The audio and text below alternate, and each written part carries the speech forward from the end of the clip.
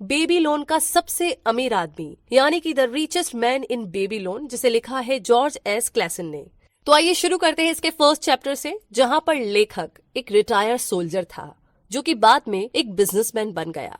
उनकी एक किताब फाइनेंशियल एडवाइस पर सबसे फेमस स्टोरी है। इस किताब के आइडिया सच में इफेक्टिव है और आज की प्रेजेंट लाइफ में उतने ही काम के भी है। इसमें एंशिएंट बेबीलोन के बारे में कहानी है और कहानी की मेन थीम है मनी यानी कि पैसा। मैनेजमेंट के 7 बेसिक प्रिंसिपल को इस तरीके से समझाना ताकि ये इजीली सबकी समझ में आ सके, जैसे कि बेहतर फ्यूचर के लिए अपनी टोटल अर्निंग का कम से कम 10% किसी इन्वेस्टमेंट फंड में सेव करे, जो 90% आपके पास बचता है उसमें गुजारा करे और हो सके तो उसमें भी कुछ सेविंग करे। आपके पास जो भी कैपिटल है उसे ऐसे प्रोजेक्ट्स में इन्वेस्ट करें जिसका कंपाउंड इंटरेस्ट मिलता रहे और आपकी सेफ स्टडी इनकम होती रहे। उन्हीं जगहों पर आप इन्वेस्ट करें जिनकी आपको अच्छी खासी नॉलेज हो, या फिर इस मामले में उन लोगों की आप मदद लीजिए जिन्हें इन्वेस्टमेंट का बेटर एक्सपीरियंस है। खुद का घर ले जिससे कि हर महीने रेंट के पैसे आपके बच सके। रियल एस्टेट इंश्योरेंस प्रोग्राम ले और पैसे कमाने के एक से ज्यादा तरीके ढूंढे जिससे कि आपकी इनकम इंक्रीज हो। और इसी के साथ आगे बढ़ते हैं सेकंड चैप्टर की तरफ, जहां पर हम जानेंगे उस आदमी के बारे में जिसे गोल्ड की डिजायर थी। जी हाँ, ये चैप्टर बंसीर की स्टोरी से शुरू होता है जो बेबीलोन का रहने वाला था। तो एक दिन वो एक दीवार पर बैठा अपनी सिचुएशन के बारे में सोच रहा था। तभी उसका दोस्त कोबी उसके पास आया जिसे बंसीर से कुछ पैसे उधार चाहिए थे। तो बंसीर और कोबी की सालों से दोस्ती थी, लेकिन उस टाइम बंसीर के पास कोबी को देने के लिए पैसे नहीं थे, तो उसने कोबी को मना कर दिया। इनफैक्ट वो खुद पैसे की तंगी से गुजर रहा था। तो कोबी इस बात को सुनकर के बहुत दुखी हुआ, काफी निराश हुआ और दोनों जन पैसे की प्रॉब्लम पर ना डिस्कस करने लगे। दोनों को ये रियलाइज हुआ कि शायद आगे चल कर के ना उनके बेटे भी जिंदगी भर गरीब ही रहेंगे, क्योंकि वो भी उनके नक्शे कदम पर चल रहे थे। तो फाइनली जब उनकी डिस्कशन एक इम्पोर्टेंट पॉइंट पर पहुंची तो दोनों ने फील किया कि उन्हें ज्यादा पैसे कमाने के तरीके ढूंढने ही होंगे। वे दोनों अपने अपने हालात का रोना रो रहे थे कि तभी उन्हें अपने दोस्त अरकत की याद आई जो कि बेबीलोन का सबसे अमीर आदमी था। तो दोनों ने डिसाइड किया कि चलकर के अपने दोस्त की मदद ली जाए। दोनों उसके पास गए और उसे अपनी सारी प्रॉब्लम बताई।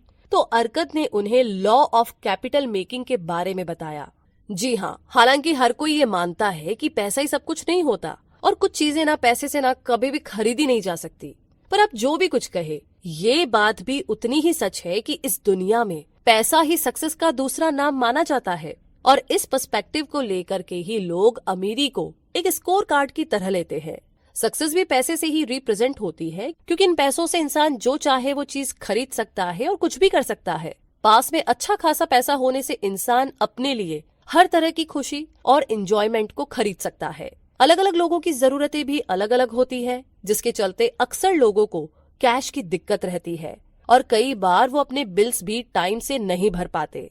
तो पैसे की इतनी ज्यादा तंगी के चलते ही कई बार लोग समझते हैं कि शायद पैसा उनके पास आना ही नहीं चाहता, लेकिन ना ये बात बिल्कुल सच नहीं है। सच तो ये है कि पैसा बहुत है, मगर उनके लिए जो कि दौलत कमाना चाहते हैं, दौलत पाना चाहते हैं और उसके नियम को जानते हैं। अगर आप भी अच्छा खासा पैसा जोड़ना चाहते हैं तो बेहतर होगा कि कम खर्चा करना सीख लीजिए और पास्ट के दुखों पर पछताने की बजाय पैसा और टाइम दोनों सोच समझकर ही खर्च करें। और साथ ही laws of exhibition of money पर फोकस करना आपके लिए एक बेनिफिट माइंडसेट होगा। जी हाँ, हम ये सदियों से देखते आए हैं कि कुछ लोगों के पास हमेशा दूसरों से ज्यादा पैसा होता है। कई लोग इसे गुड लक समझते हैं, या फिर हो सकता है कि उन्होंने कंजूसी करके इतनी दौलत जोड़ी हो। खैर जो भी हो, मगर जो इसे सिर्फ गुड लक समझते हैं ना, उनके लिए जिंदगी में अमीर बनने के उतने ही चांस है जितने की कभी कोई जैकपॉट लगने के। और जो लोग हार्ड वर्क पर डिपेंड रहते हैं, घंटों काम करते रहते हैं, उनके अमीर होने के चांसेस ज्यादा बनते हैं। ये एक सिंपल सी अप्रोच है कि पैसा सेविंग से इकट्ठा किया जा सकता है और कुछ सिंपल रूल्स को फॉलो करने से आप अपना पैसा दुगुना तिगुना भी कर सकते हैं। तो हमें ना बस इन रूल्स पर, इन नियमों पर चलना होगा और थोड़ा एफर्ट करेंगे तो जरूर से बहुत सारा पैसा कमा सकते हैं। मतलब इतना भी मुश्किल काम नहीं है ये। तो आइए जानते हैं आगे उन सभी चीजों के बारे में जिससे कि पैसा कमाया जा सकता है, पैसा दुगुना तिगुना किया जा सकता है और कैसे सेविंग की जा सकती है। तो आगे जो थर्ड चैप्टर है वो है बेबीलोन के उस सबसे अमीर आदमी के बारे में। जी हाँ, जब बंसीर और कोबी अरकत से मिले तो उन्होंने उससे पूछा कि भाई तुम्हारी इतनी अच्छी किस्मत कैसे है कि तुम अमीर हो, वो भी उनके जैसा ही तो था। और तो और उन दोनों ने शायद अरकत से ज्यादा ही मेहनत की होगी, पर फिर भी कुछ तो डिफरेंट था। अरकत ज्यादा पैसे वाला था। और इस सवाल के जवाब में अरकत ने बताया कि एक बार उसने एक बहुत अमीर आदमी अलगामिश के यहाँ पर नौकरी की थी। बदले में उसने उस अमीर आदमी से उसकी दौलत का राज पूछा, तो उस आदमी ने उसे लॉज ऑफ मेकिंग कैपिटल के बारे में बताया जो उसने खुद अपनी लाइफ में अप्लाई किए थे। तो अरकत ने भी वही लॉज फॉलो करने शुरू किए और देखते ही देखते वो भी अमीर बन गया। तो पैसे के बारे में अरकत ने जो भी सीखा था वो बंसीर और कोबी को भी बताया। मनी सेविंग का फर्स्ट और सबसे जरूरी बेसिक तरीका ये है कि अपनी अर्निंग का 10% अलग रख दे और जो 90% बचता है उसमें अपने खर्चे पूरे करने की पूरी कोशिश करे। और अगर आप इस बचे हुए 90% से भी बचा सके तो और भी बढ़िया है। खूब सारा पैसा जमा करना है तो दो ऐसे मोस्ट इम्पॉर्टेंट तरीके हैं जो आपको अप्लाई करने होंगे। पहला तो है टाइम और दूसरा है स्टडी। जब हम टाइम की बात करते हैं तो ये सबके पास होता है, मगर मुसीबत तो ये है कि कुछ लोग और भी गरीब बनने के लिए ना इस टाइम का यूज करते हैं। आप चौंक रहे होंगे कि मैं ये क्या बोल रही हूँ, लेकिन ये आप बिल्कुल ठीक सुन रहे हैं। वो खुद को इतनी सारी एक्टिविटीज में एंगेज कर लेते हैं कि मनी मेकिंग लॉ के लिए उनके पास टाइम ही नहीं बचता है। तो जब आप खुद को इतनी सारी एक्टिविटीज में बिजी करते हैं तो आपका टाइम तो पास हो जाता है, मगर इससे दौलत इकट्ठा नहीं होगी, दौलत कमाई नहीं जा सकती। वहीं दूसरी ओर जब स्टडी और रिसर्च की बात आती है तो ऐसे दो टाइप के लेसन्स हैं जो उनके काम आ सकती है जो पैसा कमाना चाहते हैं। पहली तो है एक स्पेसिफिक सब्जेक्ट के बारे में और दूसरी ये है कि इसे कैसे ढूंढे, जो कि ज्यादातर लोगों को पता ही नहीं होता। ये दोनों टाइप की लर्निंग बहुत ही कीमती भी है और यूजफुल भी। तो नीचे कुछ बेसिक प्रिंसिपल दिए हैं जो कि पैसा बनाने के लिए जो भी आप कमाएं उसमें कम से कम में गुजारा करने की आदत डालें। जब लोग मंथ एंड में आराम से अपने सारे बिल्स भरते हैं तब जाकर के उन्हें अमीर और वेल्दी होने की फीलिंग आती है। लेकिन अमीर होने का मतलब सिर्फ बिल्स भरना या चीजें खरीदना नहीं होता, बल्कि इसका असली मतलब है कि आप सबसे पहले खुद को पे करते हैं। हर महीने आप जब बाकी बिल्स भर सकते हैं तो पहले खुद के लिए पे क्यों नहीं कर सकते? अपनी अर्निंग का 10% खुद को पे करना आपके फ्यूचर में काफी हेल्प करेगा। एक्चुअली में ये पैसे जोड़ने का ना बड़ा ही बेनिफिशियल तरीका है। जिंदगी में असली चेंज तो तब आएगा जब हर महीने के शुरू में आप सबसे पहले खुद के लिए पे करेंगे। अगर आप ये कर सके तो डेफिनेटली बाकी के पैसे से ना आप पूरा महीना निकालना सीख लेंगे आसानी से, और बदले में आपकी कैपिटल रिजर्व धीरे धीरे बढ़ती जाएगी। और इसके लिए आप कुछ बातों का ध्यान रखिए, जैसे कि हमेशा आप उनकी एडवाइस लीजिए जो कि इस मामले में बेस्ट है, एक्सपर्ट है।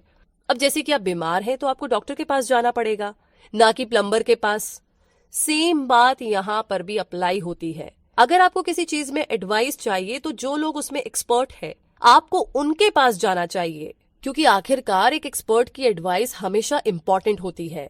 जब आप अपने लिए कैपिटल बिल्ड करना शुरू करें तो स्टार्टिंग स्मॉल इन्वेस्टमेंट से करें, मगर साथ ही ये भी इंश्योर कर लें कि आपका पैसा सेफ जगह में जाए। बिना जांच पड़ताल के एक भी पैसा इन्वेस्ट ना करें, वरना आपका पैसा वेस्ट चला जाएगा।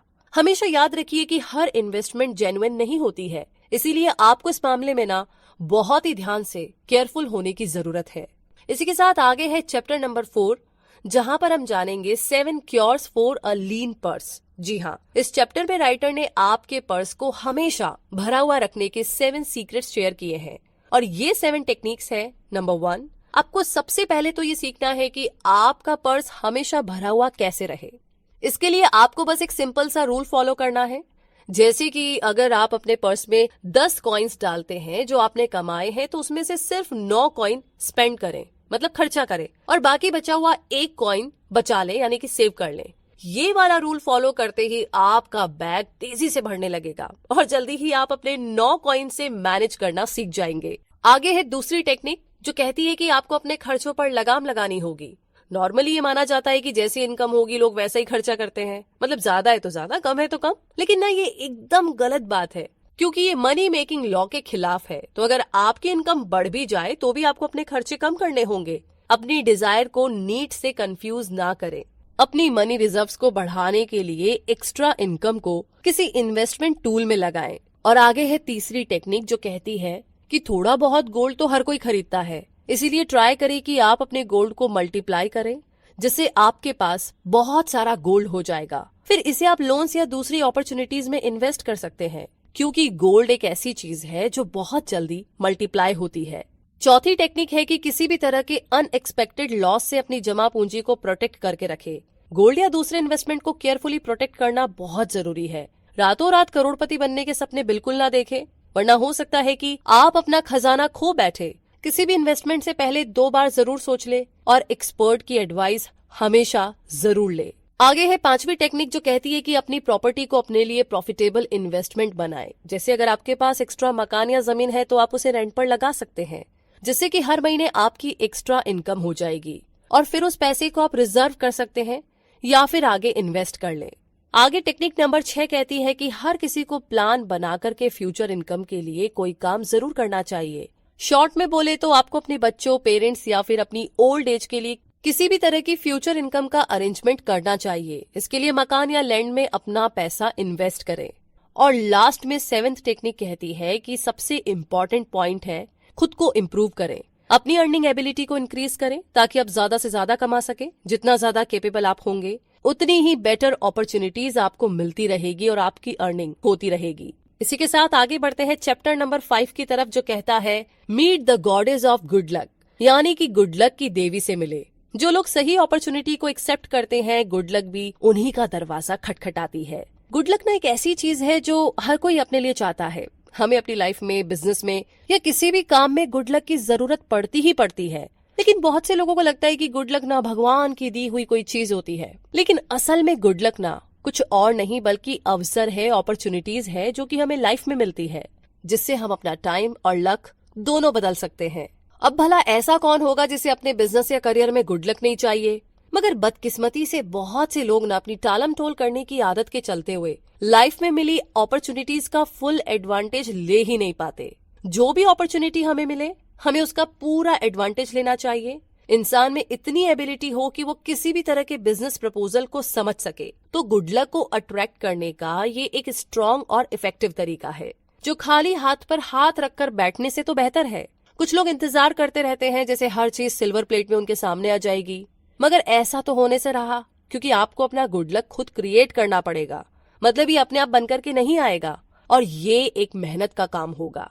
एग्जैक्टली, बिल्कुल मेहनत तो करनी ही पड़ेगी। तो आप मेहनत करने की तैयारी शुरू कीजिए। और आगे चैप्टर नंबर 6 कहता है गोल्ड के 5 लॉज। गोल्ड के 5 लॉज कुछ इस तरीके से हैं। नंबर 1, जो इंसान अपनी इनकम का 1/10 सेव करता है वो अपने और फैमिली के बेटर फ्यूचर के लिए आराम से गोल्ड जमा कर सकता है। दूसरा, जो लोग गोल्ड को प्रोडक्टिव तरीके से इन्वेस्ट करते हैं, ये उनको बड़ी जल्दी और आसानी से प्रॉफिट दिलाता है।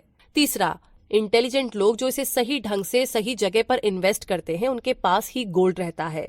नंबर 4, जो लोग गलत तरीके से गोल्ड को बेवजह कहीं भी इन्वेस्ट कर लेते हैं, उन्हें गोल्ड से कोई प्रॉफिट नहीं होता बल्कि उल्टा नुकसान ही हो जाता है। नंबर 5, गोल्ड ग्रीडी यानी कि लालची लोगों से दूर भागता है, जो इसे ऐसे प्रॉफिट्स बनाने के लिए यूज करते हैं जो कि एक तरीके से इम्पॉसिबल होते हैं। तो गोल्ड के इन 5 लॉज को हमेशा दिमाग में रखिए। और आगे इसी के साथ है चैप्टर नंबर 7, जो कहता है बेबी लोन का गोल्ड लैंडर। जी हाँ, इस चैप्टर में स्टोरी थोड़ी डिफरेंट ट्रैक पर मूव हो जाती है। ये कहानी एक स्पीयर मेकर की है, जिसे राजा से 50 पीस गोल्ड गिफ्ट मिलता है। उसे बढ़िया क्वालिटी के स्पीयर्स बनाने होते हैं। तो स्पीयर मेकर रोदान एक मनी लेंडर के पास जाता है जिसका नाम था माथोन। रोदान माथोन से मॉनिटरी एडवाइस लेना चाहता था, क्योंकि उसे इस बारे में कोई खास आइडिया नहीं था। और साथ ही उसने ये भी बताया कि उसकी बड़ी बहन अपने हस्बैंड आरामन के लिए कुछ पैसे चाहती थी, जिससे कि वो एक मर्चेंट बन सके। रोदान की बात सुनकर के माथोन उससे कहता है कि वो उसे 2 डिफरेंट स्टोरी सुनाएगा, जिसे सुनकर के शायद वो कोई बेहतर डिसीजन ले सके। तो अपने दोस्त की हेल्प करना एक कॉमन बात है, लेकिन अगर आप मदद कर रहे हैं तो कुछ इस तरीके से करें कि वो आपके दोस्तों को कोई एहसान ना लगे। जैसे एग्जाम्पल के लिए माथोन ने एक फार्मर की स्टोरी सुनाई जिसे एनिमल्स की लैंग्वेज आती थी। तो उसने बैल को गधे से बोलते हुए सुना कि मेरा काम तुम्हारे काम से ज्यादा मुश्किल है, क्योंकि मुझे पूरा खेत जोतना होता है, जबकि तुम तो सिर्फ फार्मर को अपनी सवारी कराते हो। अब बैल की बात सुनकर के गधे ने कहा कि तुम कल बीमार होने का नाटक कर लेना, फिर तुम्हारा काम मैं कर लूंगा। दूसरे दिन प्लान के हिसाब से बैल बीमार हो गया, तो फार्मर ने उसके बदले गधे को खेत जोतने के काम में लगा दिया। शाम को बैल ने गधे का शुक्रिया अदा किया कि उसने उसकी इतनी मदद की और उसे रेस्ट करने का मौका दिया। ये बैल और गधे की ट्रू फ्रेंडशिप की स्टोरी थी जो माथोन ने रोदान को सुनाई। अब दूसरी स्टोरी इस तरीके से है। एक बार माथोन ने रोदान से पूछा कि क्या इसे ट्रू सेंस में लोन माना जाएगा। अगर लोन लेने वाला इंसान उसे रीपे ना कर सके तो माथोन ने खुद ही अपने सवाल का जवाब भी दिया। उसने कहा कि 3 टाइप के बोरोवर्स होते हैं। फर्स्ट टाइप के वो जो अपनी कैपेसिटी से ज्यादा लोन लेते हैं, सेकंड टाइप के वो जो अपनी कैपेसिटी के हिसाब से लोन बोरो करते हैं और रिटर्न भी आराम से कर देते हैं, और थर्ड टाइप के वो होते हैं जिनके पास ना ही कोई प्रॉपर्टी होती है और ना ही किसी तरीके की पक्की इनकम का सोर्स। तो ये लोग लोन ले तो लेते हैं मगर कभी भी रिटर्न नहीं कर पाते। तो इन थर्ड टाइप के लोगों को कभी लोन नहीं देना चाहिए। तो इससे रिलेटेड कुछ और भी शॉर्ट स्टोरीज है। जैसे कि एक औरत थी जिसने अपने बेटे को मर्चेंट बनाने के लिए पैसे उधार लिए थे। उसने अपने गहने गिरवी रखने के लिए दिए तो माथोन उसे मना नहीं कर पाया। माथोन को ये आइडिया पसंद आया कि पैसे के बदले रियल सिक्योरिटी यानी कि गोल्ड गिरवी रखा जा सकता है, जिससे उधार देने वाला भी घाटे में ना रहे।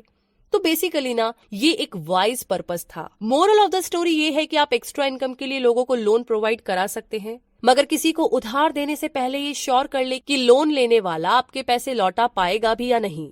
अगर आपके पैसे फंस गए तो इससे आपका बड़ा लॉस होगा। इसीलिए बेटर होगा कि थोड़ा अलर्ट रहा जाए ताकि बाद में पछताना ना पड़े। हमेशा अपनी सिक्योरिटी का ध्यान पहले रखें। इन दोनों स्टोरीज से हमें पहली सीख ये मिली कि दूसरों का बोझा अपने सर पर ना ढोए, और दूसरी सीख ये कि अपनी इनकम इंक्रीज करने के लिए लोन पर पैसे देना एक बढ़िया आइडिया है, लेकिन पॉइंटलेस प्लेजर यानी कि बेमतलब के लिए पैसे उधार देने से आपका लॉस भी हो सकता है। तो आइए अब थोड़ा और आगे बढ़ते हैं।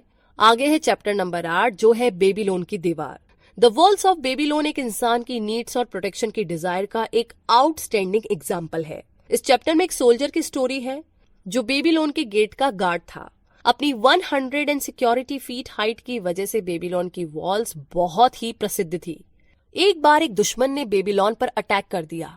4 हफ्तों तक लड़ाई चलती रही, मगर फिर दीवार की हाइट और थिकनेस की वजह से दुश्मन ने हार मान ली और पीछे हट गया। इस स्टोरी से जो हम सीख सकते हैं वो ये कि हम चाहे तो किसी भी अनएक्सपेक्टेड ट्रेजेडी से खुद को गार्ड कर सकते हैं, बस खुद को शांत रखने की जरूरत है। इसी के साथ चैप्टर नंबर 9 है बेबीलोन का कैमल ट्रेडर। ये चैप्टर एक भूखे आदमी के बारे में है जो 2 दिनों से भूखा था, इसीलिए उसने अंजीर चुरा करके खा लिए और इससे पहले कि वो पकड़ा जाए वो भाग गया। तब उस भूखे आदमी से, जिसका नाम तारकत था, एक दबासीर नाम का आदमी टकराया। दबासीर कभी सीरिया में स्लेव हुआ करता था, गुलाम हुआ करता था। किसी जमाने में वो अपने फादर के साथ उनके सैंडल मेकिंग बिजनेस में हाथ बटाता था, लेकिन अपनी एक्स्ट्रावेगेंट लाइफस्टाइल की वजह से उसने सारा का सारा पैसा उड़ा डाला था। उसके सर पर उधारी चढ़ गई थी और उसकी बीवी भी उसे छोड़कर चली गई। तो दबासीर तारकत को एक ढाबे में लेकर गया, उसको खाना पीना खिलाया। उसने तारकत को अपनी लाइफ की ट्रेजिक स्टोरी बताई कि कैसे वो सीरिया में गुलामी की जिंदगी जी रहा था और वहां से किसी तरीके से बच करके भाग गया। फिर उसे एक नया मास्टर मिला जिसने उसे अपनी बीवियों के हरम की देखभाल के लिए गार्ड की नौकरी दे दी। किस्मत से उसके मास्टर की सबसे बड़ी वाइफ ने कहा कि उनके पास पहले ही बहुत से गार्ड है, इसीलिए तारकत को कैमल की देखभाल का काम दे दिया गया। और इस तरीके से सब कुछ लुटा करके गरीबी की मार झेल रहे एक इंसान को फिर से अच्छी लाइफ जीने का मौका मिला और वो अब हर तरह से आजाद था। इस कहानी से हम ये समझ सकते हैं कि जहाँ पर डिटर्मिनेशन होती है, उम्मीद होती है, एक आशा होती है, एक विश्वास होता है, वहाँ कोई ना कोई रास्ता पक्के से निकल ही आता है। बस अपने आप पर भरोसा रखे। और इसी भरोसे के साथ आगे चैप्टर नंबर 10 है बेबीलोन के क्ले टैबलेट्स। जी हाँ, ये चैप्टर 5 टैबलेट्स में डिवाइड है। हर टैबलेट में दबासीर की स्टोरी और भी डिटेल्स में दी गई है। इसमें बताया गया है कि दबासीर ने कैसे अपने सारे कर्जे उतारे और अपनी लाइफ के साथ एक हेल्दी और वेल्दी लाइफ जीने लगा। टैबलेट नंबर 1 में दबासीर ने कैपिटल मेकिंग लॉ को फॉलो किया और अपनी सैलरी का 1/10 हर महीने बचाया। जब वो बेबीलोन वापस आया तो उसकी बीवी भी उसके पास लौट आई और दोनों खुशी खुशी रहने लगे। दबासीर अपनी अर्निंग के 7/10 से अपने सारे बिल्स भर देता था। फिर बचे हुए पैसे से वो पूरा महीना निकाल लेते थे। वो बाकी के बचे 2/10 से क्रेडिटर्स के कर्जे चुका देता था। दूसरे टैबलेट में वो अपने 2/10% मनी को स्प्लिट करता था। फिर क्रेडिटर्स की लिस्ट बना करके देखता था कि उसे कितनों को पैसे देने हैं या कितने लोगों को उसका पैसा चुकाना है। तीसरे टैबलेट में दबासीर ने एक्सेप्ट किया कि जब वो बेबीलोन में था तब उसने बड़े बेवकूफी भरे काम किए थे। उसके कुछ क्रेडिटर्स उसकी हरकतों के लिए उसे कोसते रहते थे। कुछ उसे पैसा लौटाने के लिए धमकाते थे और कुछ रिक्वेस्ट करते थे कि वो उनका पैसा चुका दे। मगर इस बार दबासीर ने पक्का इरादा किया था कि वो सबकी पाई पाई चुका देगा। चौथे टैबलेट में दबासीर ने क्लेम किया कि वो और उसकी वाइफ अब खुशी से एक हेल्दी और वेल्दी लाइफ जी रहे हैं। तो जो मनी मेकिंग लॉ उसने अपनी लाइफ में अप्लाई किया है, उससे उसकी जिंदगी की गाड़ी पटरी पर आ गई थी और वो अब एक स्लेव नहीं रहा बल्कि एक रिस्पेक्टेड आदमी बन गया था। फिफ्थ टैबलेट में दबासीर ने कहा कि अब 12 महीने हो गए हैं और उसने अपने सारे कर्जे उतार दिए हैं। अपनी अर्निंग का 2/10 स्प्लिट करके दबासीर ने अपने सारे क्रेडिटर्स को बराबर पैसे देकर के सारा कर्जा उतार दिया था और आप भी ऐसा कर सकते हैं। और आगे है चैप्टर नंबर 11 जो है बेबीलोन का सबसे किस्मत वाला आदमी। जी हाँ, इस चैप्टर में एक नया कैरेक्टर इंट्रोड्यूस किया गया है जिसका नाम है शर्रू नाडा, जो बेबीलोन का मर्चेंट प्रिंस था। वो भी कभी स्लेव हुआ करता था। उसने अपनी जिंदगी की डिफिकल्टीज को शेयर किया और ये भी बताया कि कैसे उसे सारी प्रॉब्लम से छुटकारा मिला और अब उसके पास इतना पैसा था कि वो अपनी फ्रीडम खरीद सकता था, अपनी आजादी को खरीद सकता था। हालांकि वो आज एक मर्चेंट बन गया था, मगर कभी ऐसा भी दिन था कि उसे यकीन नहीं था कि वो अपने मास्टर की नौकरी को छोड़ भी पाएगा या नहीं। सच बात तो ये है कि काम ही दौलत की चाबी होती है, इसीलिए उसने बहुत हार्डवर्क किया और एक सक्सेसफुल मर्चेंट बन गया। तो आइए आगे बढ़ते हैं कुछ और ऐसी कहानियों के साथ। आगे है चैप्टर नंबर 12, बेबीलोन का हिस्टोरिक स्केच। बेबीलोन एक बहुत ही अमेजिंग एग्जाम्पल है कि लोग कैसे अपनी लाइफ में सक्सेसफुल और वेल्दी बन सकते हैं। बेबीलोन सिटी एक ड्राई और फ्लैट वैली में है जहां खेती करने लायक बारिश भी नहीं होती। इस सिटी में कोई फॉरेस्ट एरिया भी नहीं है, फिर भी लोग यहाँ रहते हैं और उन्होंने ग्रेट सक्सेस अचीव की है। तो बेबीलोन की सारी वेल्थ और अमीरी एक इंसान के द्वारा बनाई गई है। जी हाँ, और इसी के साथ जो आखिरी चैप्टर है, चैप्टर नंबर 13, वहां पर कंक्लूजन ये निकलता है कि याद रखिए, जो भी गोल्ड और मनी आपने हर महीने की सेविंग से बचाई है, एक दिन आपके लिए वो काम करेगा जैसे कोई स्लेव करता है और पैसे से ही आप और ज्यादा पैसा कमा सकते हैं। आपको ये जानना है कि अपनी अर्निंग कैसे सेव करें। इसके लिए आपको law of capital making maintain करना है। हर महीने की स्टार्टिंग से ही अपनी अर्निंग का 10% सेव करना शुरू करें। हमेशा हार्ड वर्क में बिलीव करें और अपनी इनकम बढ़ाने के लिए डिफरेंट तरीके ढूंढे। अपनी कैपेबिलिटी और क्वालिटीज को इंक्रीज करते रहे। शॉर्टकट ना अपनाएं तो बेटर होगा। याद रखिए कि जो आराम से हाथ लगता है उतनी ही आसानी से चला भी जाता है और हम फिर सोचते रह जाते हैं कि ये मेरे साथ क्या हुआ। इसीलिए हार्ड वर्क का कोई ऑप्शन ही नहीं है। कोशिश कीजिए कि ज्यादा से ज्यादा सेव कर सके। जो भी बढ़िया अपॉर्चुनिटी मिले लपक लीजिए। अपना पैसा सिक्योर जगह पर इन्वेस्ट करें और हमेशा एक्सपर्ट एडवाइस लेना बिल्कुल ना भूले। तो इसी के साथ ये समरी यहीं पर खत्म होती है। तो कमेंट बॉक्स में लिख करके